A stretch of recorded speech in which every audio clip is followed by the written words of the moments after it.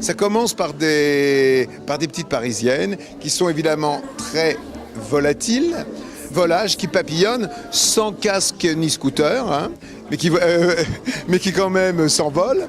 Et donc voilà, c'est des petites parisiennes donc avec des tailleurs. Mais cette fois-ci, alors une chose que je peux dire, c'est que j'ai fait des robes plus, on va dire plus, pas fluides, mais plus légères que d'habitude.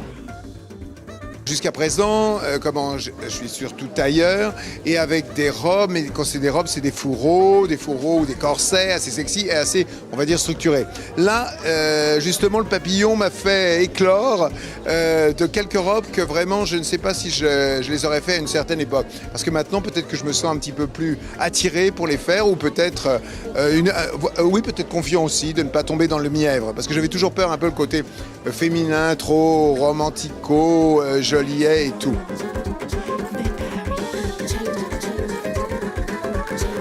Comme on voit, c'est de la pierre, c'est de la pierre, mais c'est aussi avec des superpositions un peu comme décalées, des superpositions de tulle et quelquefois il y en a certaines qui sont en 3D.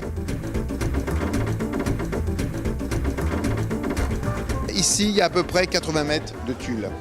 80 mètres de tulle, parce que tout ça, c'est ce même tulle qui est simplement rigidifié par le fait de le faire torsader. Regarde le padding, c'est quand même 1000 feuilles de tulle, comme une superposition comme ça, qui est quand même plus souple et plus en tulle de soie. Mes petites parisiennes deviennent showgirls après. Elles deviennent showgirls, alors donc elles ont des plumes, elles ont des coiffes comme ça, plein de chapeaux, des voilettes, lunettes, voilà, c'est des coquettes parisiennes.